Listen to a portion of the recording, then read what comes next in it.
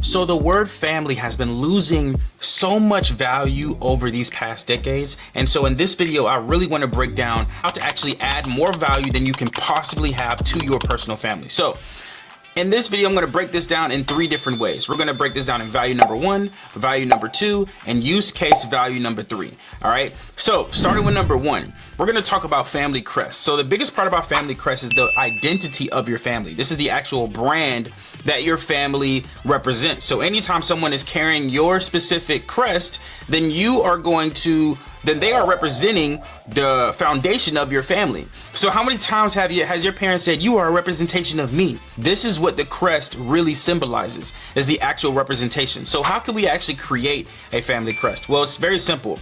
One way is you can go to Midjourney. This is a AI software where you can actually create anything that's artwork related, right? I believe you have a free trial or whatever that you can use on Midjourney, so I would test that out. Number 2 is you can go on Fiverr. Now Fiverr, they don't really come out with the best quality crest. You could probably find something, you could probably create your own through like a agency or Midjourney and probably find something that's a bit more high quality.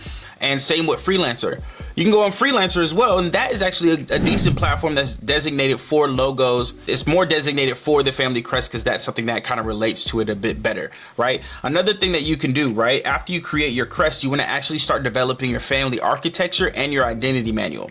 So just like how you have branding a brand manual or brand identity manual, you want to have a family identity manual. Okay, so this represents what the logo means, what each part of the crest mean, what your family represents, what's the vision, mission, and values, all those great things that come. It's like a summary, a visual summary of everything that your family represents. Then you have a family architecture, which is really just having different stages of the crest, meaning different stages of life. So I'll break that down in another part of this video a little bit later on, but you have the family architecture. But after you get that crest made, you then want to start actually have a licensing agreement. Okay, so what this means is when someone else creates your design, you do not technically and legally have legal permission or legal ownership of that design. Okay, so what you need to do is put a licensing agreement together and actually send that out to the person that's creating your design and say, hey, I need you to actually set this up and actually get this design ready to go,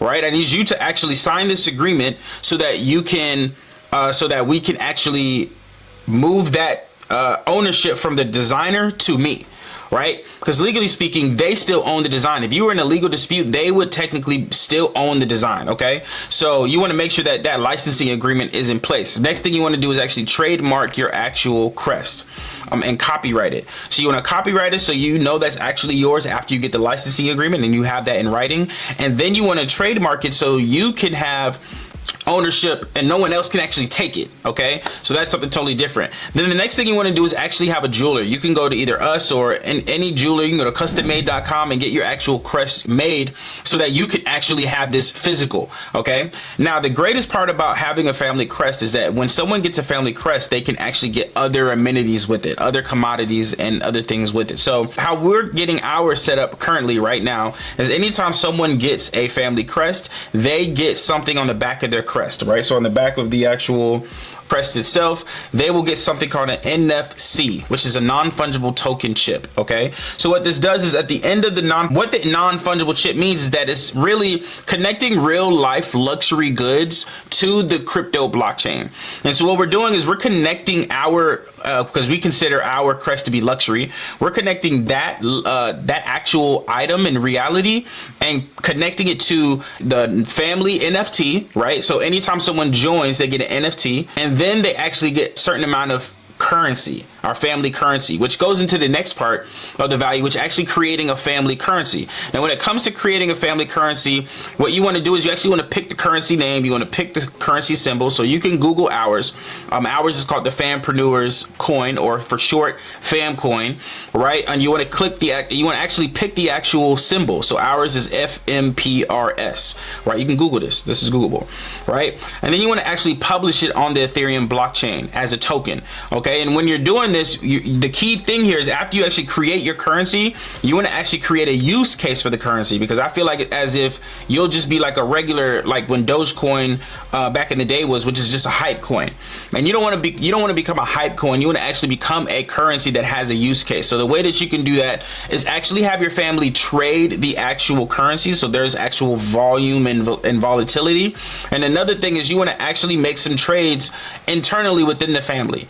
Okay, so when they actually get the currency, let's say for example they get 100 fam coins, right? Within those 100 fam coins, the goal here is to be able to make exchanges between each other in coins, which allows us to be decentralized and not depend on any bank when it comes to transactions. All right, and then when you're doing that, after you do that, you want to publish these coins on bigger platforms like TradingView, CoinGecko, all these other places, or crypto.com, binance.com. And what this does is this allows your currency to be more mainstream, right? Because the first step is to have it more localized towards your family, and the next step is to have it more mainstream. Okay, then let's talk about the next part, which is how this actually adds value to your family. Okay, the way that this happens is it increases your corporation's net worth or your family's net worth.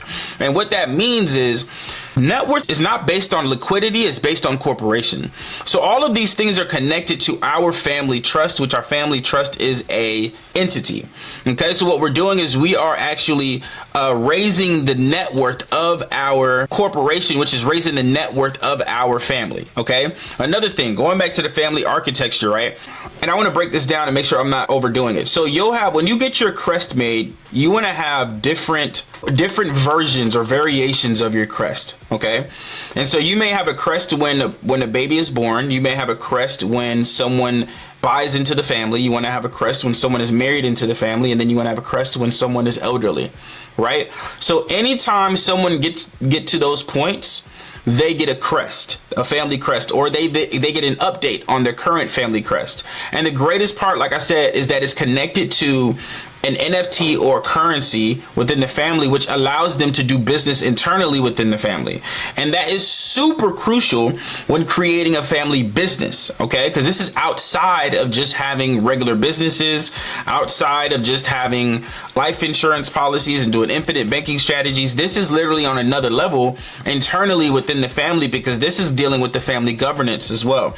So I hope this is making sense. These are the 3 ways that you can actually add value to your family business. If you're wanting to learn exactly how to start a family business, I want you to click the link in the description. You can join our free training, which will show you and break down everything you need to know on how to actually do some of the strategies that I broke down in this video. So hopefully this makes sense, and I will see you in the next one. Peace.